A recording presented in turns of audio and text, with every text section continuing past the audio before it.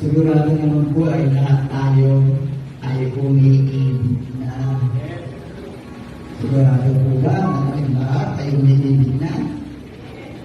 Umiibig na sa aming Panginoon Diyos. Amen.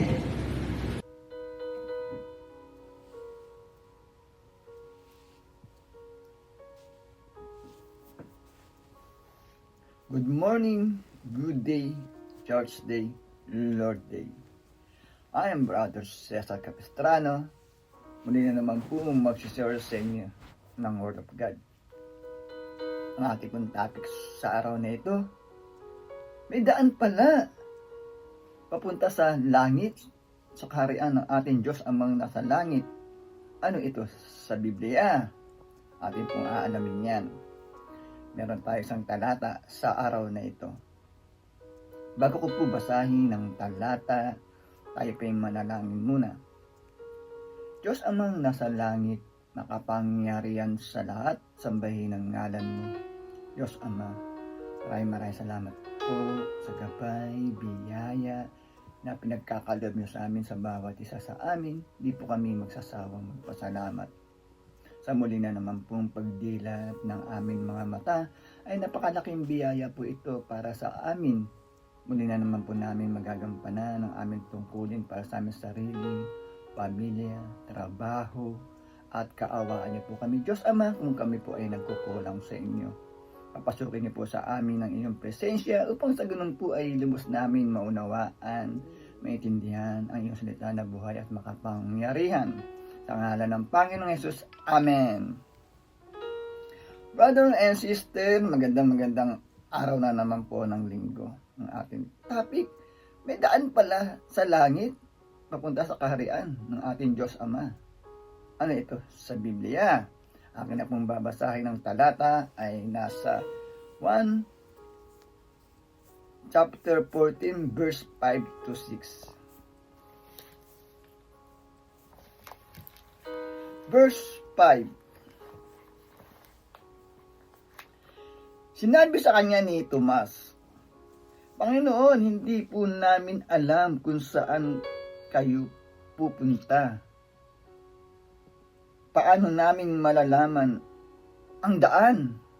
6. Sumagot si Jesus, Ako ang daan, ang katotohanan at ang buhay.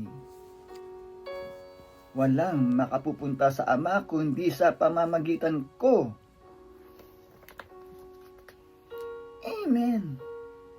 Brother and sister, napakaganda po ng ating nabasa mula sa Biblia. Kanina naman po ng talata, pinagtitibay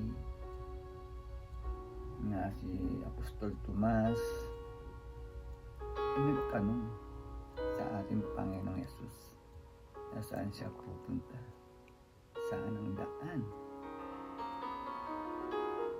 Sumagot naman po ang ating Panginoong Hesus Kristo,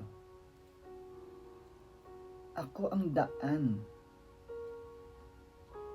Walang makakarating sa Ama, walang makakapunta sa Ama kundi sa pamamagitan ko. Brother and sister,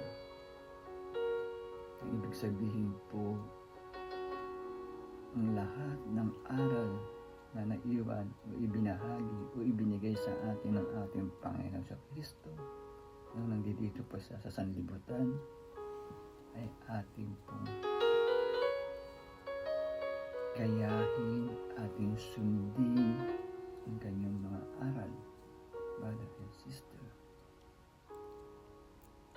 nagpakalat ng salita ng Diyos, nagpakalat ng salita ng kanyang Ama, mapagkumbaba, matulungin, mapagtiis sa pagbabahagi sa pangangaral upang maipakalat ang salita ng kanyang Ama, maipakalat ang kautusan, brother and sister, upang sa ganun ang lahat ng nilikha ng kanyang Ama ay hindi mapahamak, hindi mapunta sa impyerno, kundi tayo po ay makasama sa kaharian ng ating Diyos Amang nasa langit, brother and sister.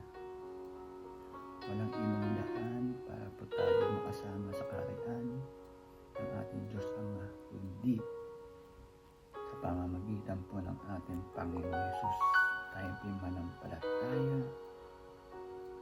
sa ating Panginoon Yesus, sumunod sa kanyang mga aral, brother and sister, upang sa ganun po tayo ay maligtas, makasama sa kaharian ng ating Diyos Amang nasa langit.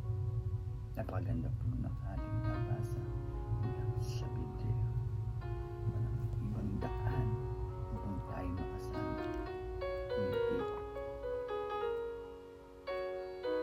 manampalataya po tayo sa ating Panginoong Jesucristo, upang sa ganun po may isama tayo sa kaharian ng ating Diyos Amang nasa langit. Brother and sister, maganda po ng ating nabasa mula sa Biblia.